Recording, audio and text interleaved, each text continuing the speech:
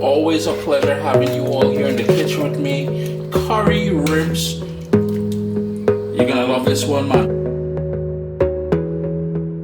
And as the title says, we're doing curry pork ribs, and these are the sort of riblets or ribs. You can see the sort of ribs there.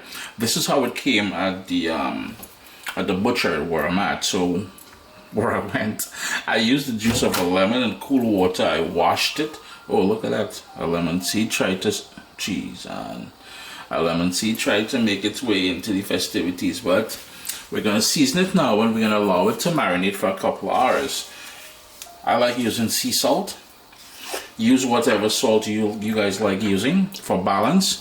And to help with my gravy later, 1 tomato diced up. We also need some fresh ground black pepper. And fresh ground, yo man, if you only know what a big difference fresh ground black pepper makes. I have here what's called Anchar Masala. Visit your local Caribbean or West Indian store. They will have that. Online tend to have it as well too. We need that fire, we need that kick, and I like this very spicy, so I'm using an entire scotch bonnet pepper, seeds and everything. If you want to cut back some of the heat on that, you can, well, two things. You can float it while it cooks, don't break it, and then later on you can fish it out. Or here, where the seeds and the sort of white membrane is here, you can remove that, discard that, and that's where most of that heat is going to be, especially this white membrane here. Final thing to go into the sort of marinade mixture here is Caribbean green seasoning, and I've got 2 tablespoons of that Caribbean green seasoning. And all we're going to do is give that a toss now and let it marinate in the fridge for a couple hours.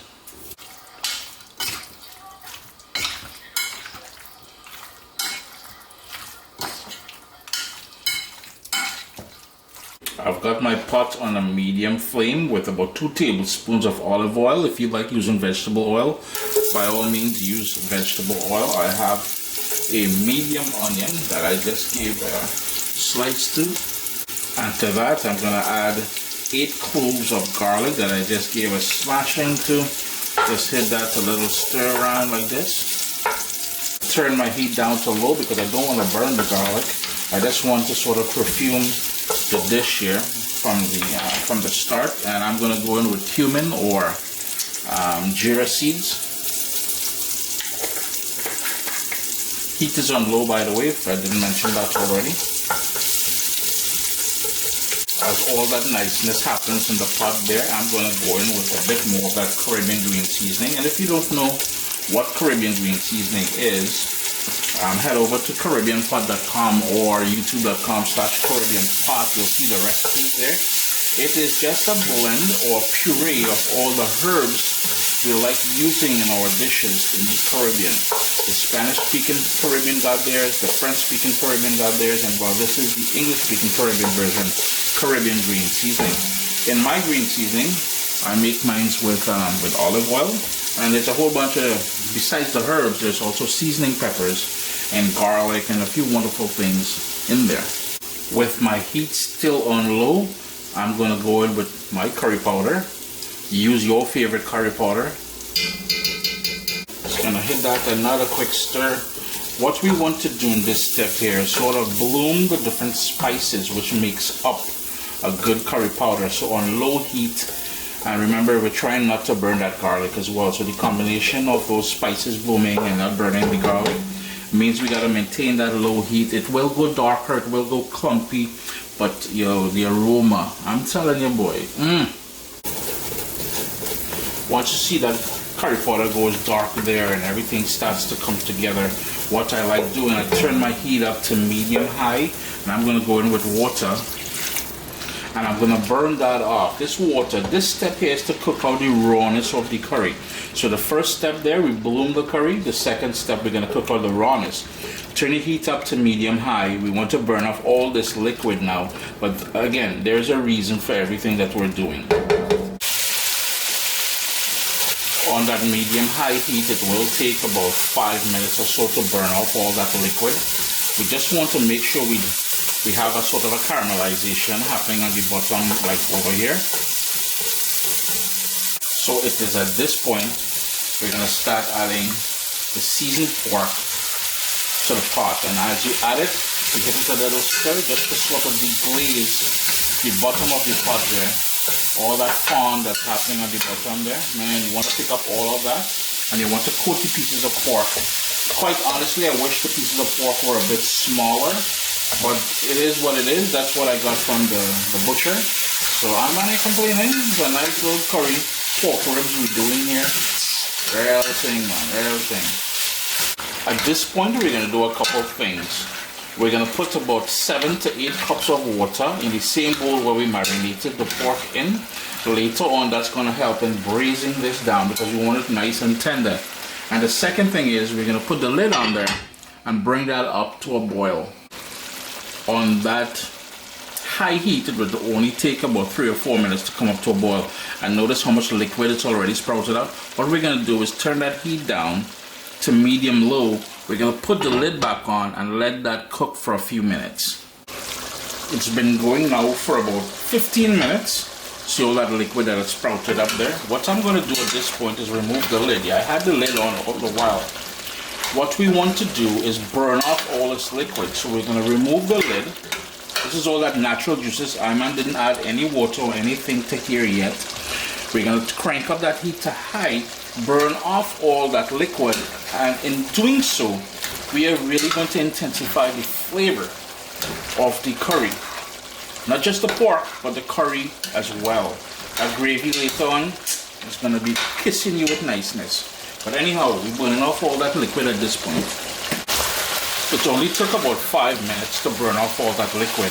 What we have there is that thick sort of slurry, and that is complements of the tomato and the onion and everything else we started off with there. Here is where now, heat's still on high, yeah.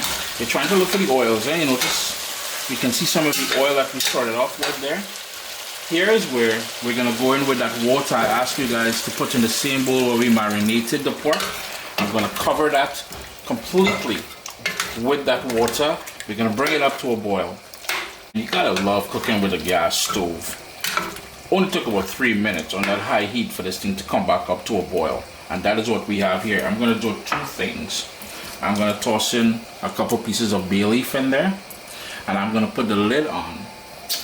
But before we do, we're gonna reduce the heat to sort of a simmer, a sort of a medium-low heat, and we're gonna allow that to cook there. But once you put the lid on, boom bam, slide it over a little bit, give it a little crease there to breathe, and let that slowly braise. If you need to add water later on, by all means add water. If you need to, well, you do need to stir it every 10-15 minutes. We want to make sure everything is nice and tender and comes together nicely.